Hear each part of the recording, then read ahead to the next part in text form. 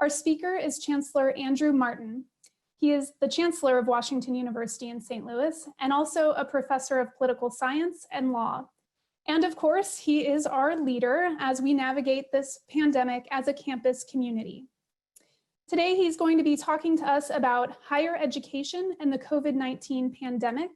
Welcome, Chancellor Martin.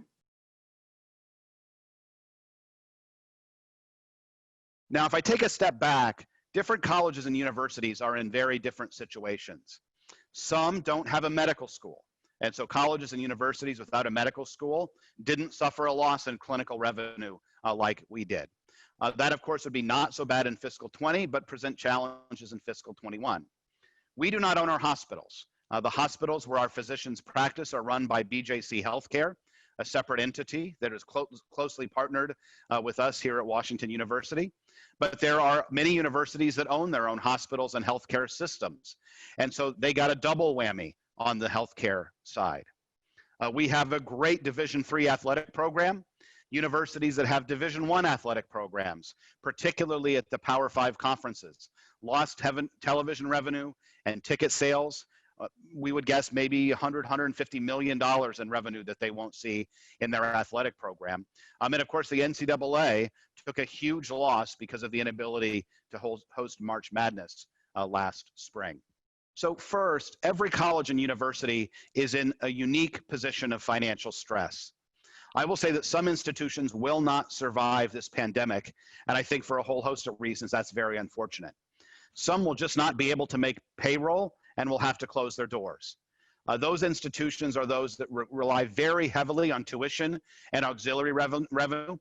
They've already had to make hard choices, and there will be harder choices to come. I think another implication with regard to higher education is the experience with online education is going to open all sorts of doors to innovation here at Washington University and elsewhere.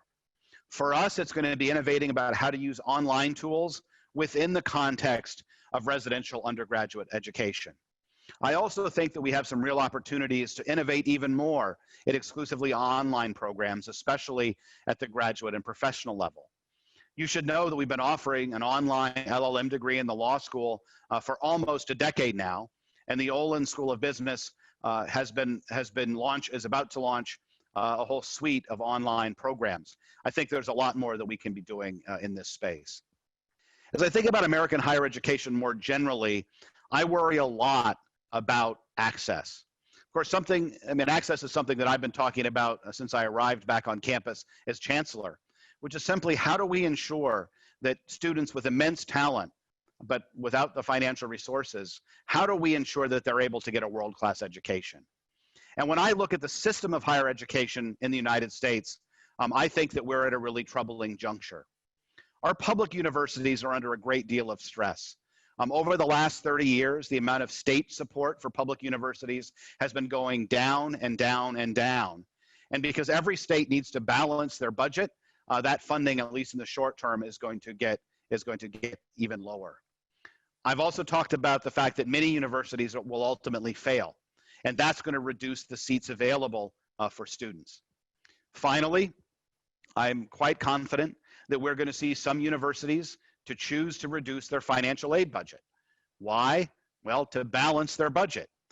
But the side effect of that is quite consequential, and what I'm afraid of is that not over the next 10 or 20 years, but over the next 1 to 2 years, there will be fewer seats available for in-person residential undergraduate education, especially for students who rely on financial aid. And in my view, that is a great problem. It's also the case that Washington University is going to do our part to not be part of this trend. But of course, our student population is small, and the needs are enormous.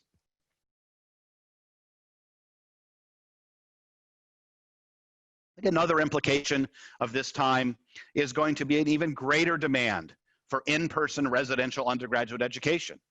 Those of you who are first-year students completed your high school studies online.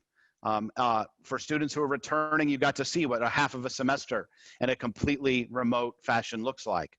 I think we all long for the days of being able to gather in community fully on our campuses, And I think that having this exposure to online education to even more and more students and prospective students is going to make the demand even greater. At the same time, we're going to need to be crisp about the value proposition. Why is it that a residential in-person education is better than just studying online?